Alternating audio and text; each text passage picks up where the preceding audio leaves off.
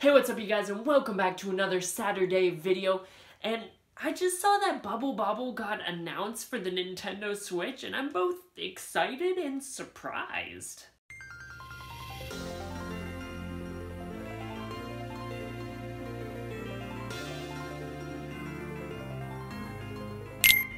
Earlier this week, it was announced that Bubble Bobble, the game starring the lovable bubble dragons Bub and Bob, is the next retro game in line to follow Bomberman and Tetris's lead to get a new game on the Switch. And I'll be honest, to me this felt like it really came out of left field. I thought that Bubble Bobble was just a relic of the 80s, but apparently TAITO, the developers who made the game, have created a pretty significant library of installments and spin-offs for the series since its initial release on arcade machines in 1986.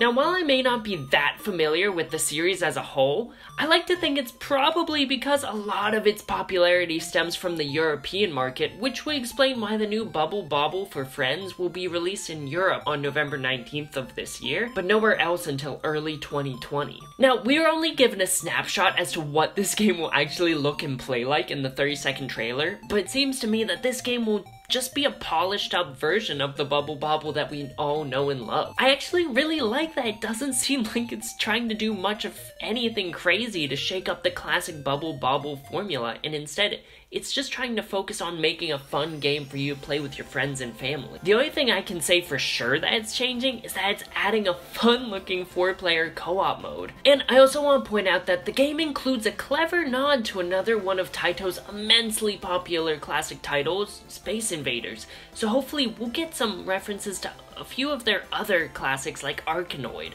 but that's probably a bit less likely. What I really want to see the most though is a return to the plot of the original game. Yeah, it really does have a plot. In the original game, the villain, Baron von Blubba, yeah, that's really his name, stole the girlfriends of the twins, Bubby and Bobby, and then to add insult to injury, he turned them into bubble dragons. So the objective of the game is to get through the 100 levels of the Cave of Monsters so they can rescue their girlfriends from the boss. If 2 players complete the game together, then they get the happy ending, in which the 2 boys are transformed back into humans and are reunited with their girlfriends. But the game rewards you with a secret code that once you've deciphered, you get to go through the game's super mode, and when you finally get to the end and beat the final boss known as Super Drunk, it turns out to be the parents of Bubby and Bobby. This implies that the entire game was just the 2 boys trying to traverse through the dangers of living in a home plagued by alcoholism. I think that such a subtle but powerful allegory would be welcome in this game, though I wouldn't be surprised if they don't include it.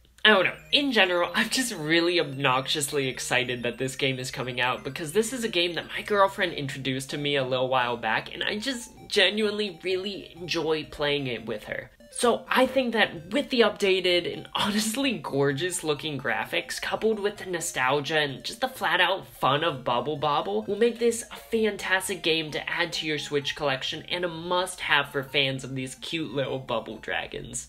But that will do it for today's video, guys. I want to pass the question off to you. Do you think that this Bubble Bobble game is going to be freaking fantastic, or do you think you'll pass on this one? Leave your thoughts in the comment section down below, and while you're down there, why not liking this video, why not subscribing to my channel, and why not ringing that notification bell because I release videos every single Saturday. As always, I hope you have an absolutely tremendous week, and I will see you in the next video. Later.